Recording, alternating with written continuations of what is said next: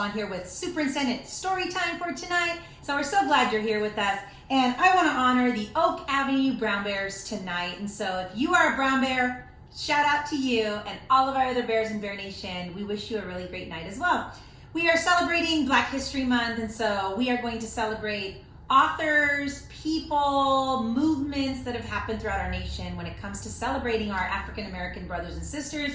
And so tonight's no different. I'm going to read you all about Dr. Martin Luther King, who we just celebrated his birthday last month in the month of January. So thank you for being here. Hola comunidad de Greenfield, soy Superintendent Galvan aquí con ustedes del Distrito Escolar de Greenfield, leyendo más historias. Gracias por estar aquí conmigo. Este mes estamos celebrando nuestros hermanos y hermanas de africanos americanos, en la historia de ellos, y esta noche, todas las noches de este mes voy a leer libros sobre personas, sobre movimientos, sobre tiempos de la historia. Y esta noche voy a leer sobre el señor Dr. Martin Luther King Jr., que celebró su cumpleaños en el mes pasado. So, aquí vamos. So here we go. Dr. Martin Luther King. Martin's big words. The life of Dr. Martin Luther King Jr. And he was definitely very important. Most of you know who he is because we do have a federal holiday in his honor. So let's see what we can learn. Everywhere in Martin's hometown, he saw the signs, whites only. His mother said these signs were in all the southern cities and towns in the United States. Every time Martin would read those words, he felt really bad until he remembered what his mother had told him. You are as good as anyone. In church, Martin sang hymns or songs. He read the Bible. He listened to his father preach. These words made him feel really good. When I grow up, I'm going to get big words too. Martin grew up and he became a minister just like his father, and he used very big words. He had heard as a child from his parents, and he heard those words in the Bible. Everyone can be great. He studied the teachings of Mahatma Gandhi. He learned how the Indian nation won freedom without ever fighting or using a gun. Martin said love when others said hate. Hate cannot drive out hate. Only love can do that. Martin was very peaceful. He said together when others said let's separate. He said peace when others would say let's have war. Sooner or later, all the people of all the world will have to discover a way to live together.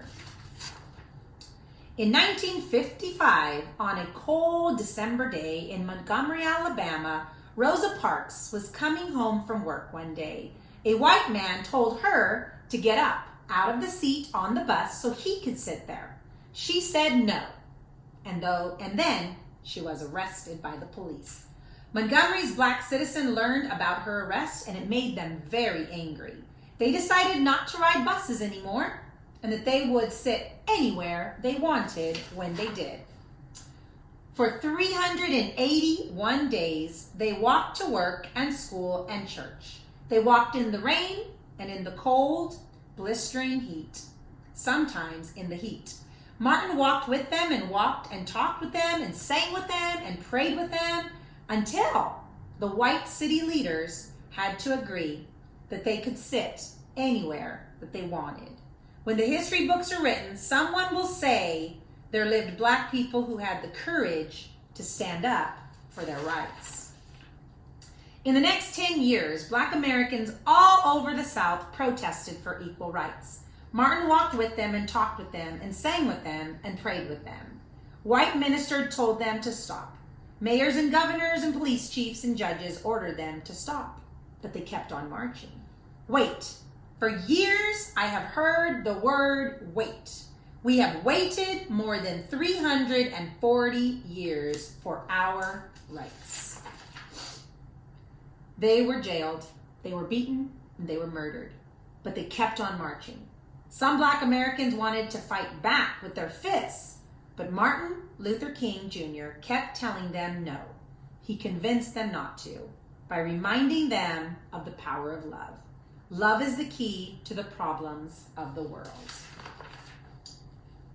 Many white Southerners hated and feared Martin's words. A few threatened to kill him and kill his family. His house was bombed, his brother's house was bombed, but he refused to stop. Remember, if I am stopped, this movement will not be stopped, because God is with this movement. The marches continued. More and more Americans listened to Martin's words. He shared his dreams and he filled them with hope. I have a dream that one day in Alabama, little black boys and little black girls will join hands with little white boys and white girls as sisters and brothers.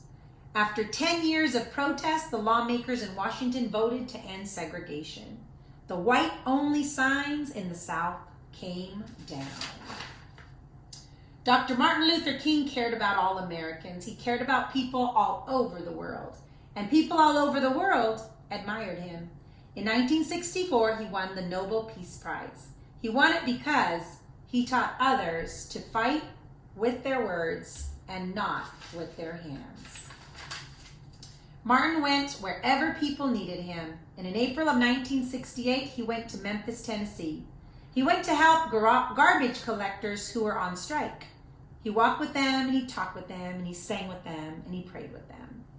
On his second day there, though, he was shot, and he died. His big words are still alive with us today. Freedom, peace, together, I have a dream, love. And that's the story. This is expository text. It's not actually a story. It's not make-believe. It's real. So it's definitely is informational text. And so we got to learn all about Martin Luther King's dream and how relentless he was in making sure that everyone had equal rights. And so we're very thankful for his legacy and to continue to honor him every year, every day. So thanks for joining me. I'm Superintendent Galvan with the Greenfield School District, sending a great big bear hug from our family to yours.